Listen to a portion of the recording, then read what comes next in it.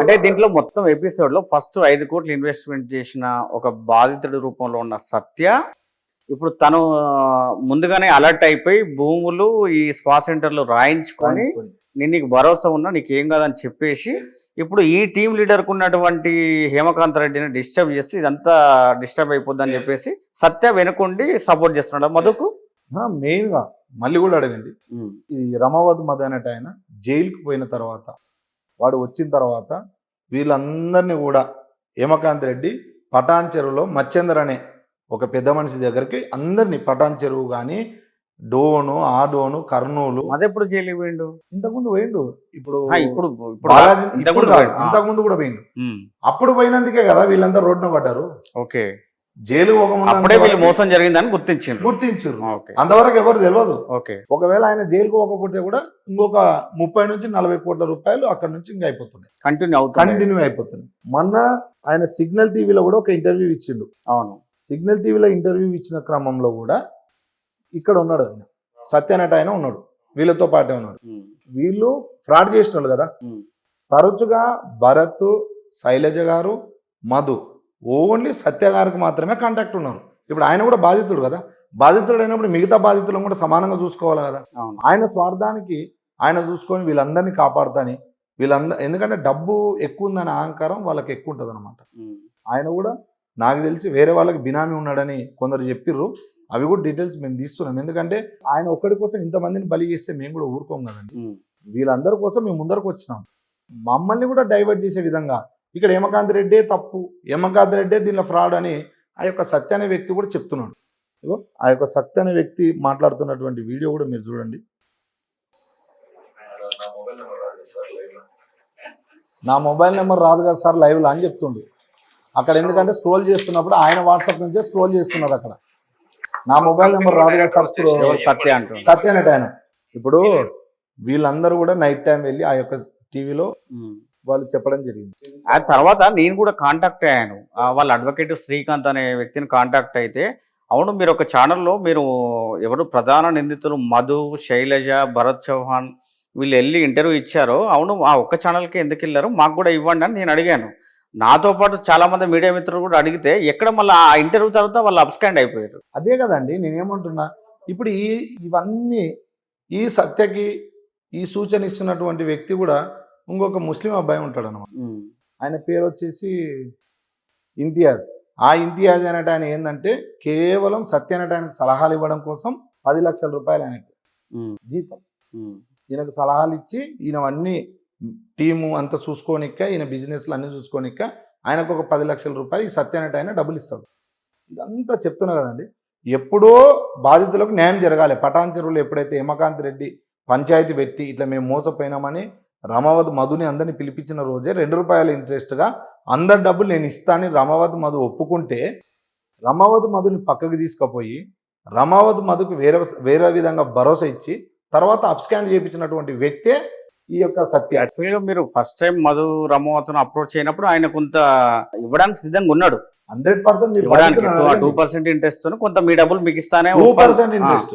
నేను మీకు ఎప్పుడైతే 5%, 10% చెప్పినా కానీ నేను ఇప్పుడు అదంతా ఇవ్వలేను, 2 రూపాయల ఇంట్రెస్ట్గా నేను మీకు అందరూ కూడా ఇచ్చేస్తానని రమావత్ మధు ఒప్పుకున్నాడు.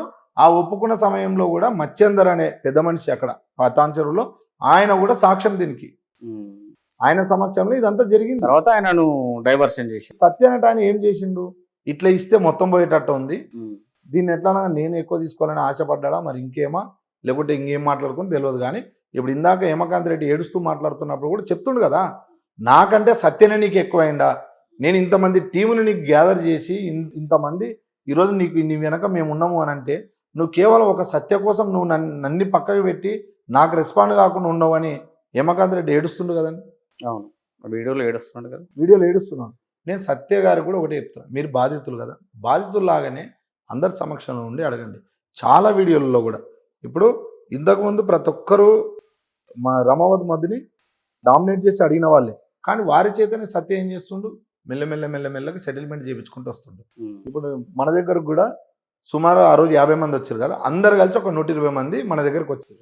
వచ్చిన వాళ్ళలో కూడా ఈ సత్య అనే వ్యక్తి ఏం చేస్తుండు, ఎవడైతే వీక్గా ఉండి ఎవరైతే బయటకు ఎక్కువ మాట్లాడలేకుంటారో వాళ్ళకి డైరెక్ట్ కాంటాక్ట్ అవుతుండు సత్య. ఏం చేస్తుండ డబ్బులు అయ్యి ఇస్తుండ నీకెందుకు, నేను మధుతో మాట్లాడిస్తా, నువ్వు మాట్లాడతావా, ఇక ఈయన పక్కన ఉన్నాడు, నువ్వు మాట్లాడు, నీకెందుకు, నేను సెటిల్మెంట్ చేపిస్తా, నువ్వు వాళ్ళ దగ్గర పోకు. సెటిల్ చేస్తే సంతోషమే కదా. నేను అదే ఇప్పుడు చెప్తున్నా. ఇదంతా నువ్వు సెటిల్ బాధ. చేసేది ఏదో ఉమ్. ఒక్కరిద్దరికి అవసరం లేదు, ఇంతమంది ఉన్నారు, వాళ్ళకి ఎంతెంత వస్తుంది, ఎక్కడెక్కడ ఉందనేది వాళ్ళ ముందనే చెప్పి నువ్వే కూడా సెటిల్ చేయి, తప్పేం లేదు. కానీ ప్రాబ్లం వాడిని సాల్వ్ ఉన్న కదా. దొంగని కాపాడడం కోసం నువ్వెందుకు నిందితుడు అవుతున్నావు అని నేను అడుగుతున్నా. ఉమ్. రమావతి మద్ అన్నట్టు 100% దొంగ. ఉమ్. వాడు ఆల్మోస్ట్ ఒక సెలబ్రిటీ అనే ట్యాగ్ మంగ్లీ గారిని వాడుకొని ఇవన్నీ చేస్తుండు. అండ్ మంగ్లీ గారి కుటుంబం కూడా దీన్ని ఇంక్లూడ్గా పెట్టుకొని వాళ్ళ సమక్షంలో ఇవన్నీ చేస్తుండు. ఉమ్. వీడేమంటాడు, మంగ్లీ గారికి సంబంధం లేదు, దేనికి పోయి నువ్వు మంగ్లీ గారిని కలిసినావు అంటే నేను మంగ్లీ గారిని ఓదార్చనిక పోయినా అని చెప్తాను. ఈ ఎపిసోడ్ లో అభిషేక్ నాయక్ అనే వ్యక్తి పేరు వినిపిస్తుంది. ఆయన Yes. ఆయన అభిషేక్ నాయక్ కూడా చాలా విధంగా వీళ్ళని మోటివేట్ చేయడానికి చాలా క్లాసెస్కి ఆయన అటెండ్ అయింది. ఎవరిని మోటివేట్ చేయడానికి? వీళ్ళని ఇప్పుడు ఎవరైతే బాధితులు ఉన్నారో ఆ. వీళ్ళందరికీ మోటివేషన్ క్లాసెస్ ఆయన కూడా ఇచ్చిండు. అభిషేక్ నాయక్. అభిషేక్ నాయక్ ఎందుకు? నేను కూడా పెట్టుబడి పెట్టినా, ఉమ్. మీరు ఎక్కడ ఆధారపడకండి, మధు చాలా మంచోడు, ఉహు. నేను కూడా ఉంటా దీనిలో, నేను పొలిటికల్ గా ఉన్నా, ఉమ్. నేను అన్ని అండదండలు ఉంటా, మీరు పెట్టండి అని కూడా ఆయన చాలా ఇంటర్వ్యూలు ఇవ్వడం జరిగింది. ఆ వీడియోలు కూడా మీకు చూపిస్తాను. మరి అదేంటి, ఆ బాధితుల్లాగానే నేను కూడా ఒక బాధితుడిని, నేను దాదాపు 8 కోట్లు పెట్టుబడి పెట్టినా నేను ఎక్కడ వసూలు చేయలేదు, నాకు సంబంధం లేదని చెప్తున్నాడు. ఎవరు మరి ఆయన తరపున మళ్ళీ మధు తరపున ఎందుకు వత్తాసు పలుకుతుండ ఆయన? ఎప్పుడు వాళ్ళకి మొన్న మన తొలి వెలుగు అదే ఇంటర్వ్యూలో ఒక ఇంటర్వ్యూలో చూశాను. మీరు క్లియర్ ఒకటి అబ్జర్వ్ చేయండి. ఉమ్. ఇప్పుడు ఆ రోజు ఆల్మోస్ట్ కొన్ని ప్రూఫ్లు ఆయనని అభిషేక్ నాయక్ ఇచ్చిండు, ఎక్కడెక్కడ తప్పు జరిగింది ఏమని. ఉమ్. అండ్ తులసి చంద్ గారి ఇంటర్వ్యూ కూడా మీరు ఒకసారి చూసలేకుంటే చూడండి. ఉమ్. మంగ్లీ గారు అక్కడ ఎవ్వరికి ఇంటర్వ్యూ ఇవ్వలే, అవును. ఓన్లీ ఒకరికి ఇంటర్వ్యూ ఇచ్చింది.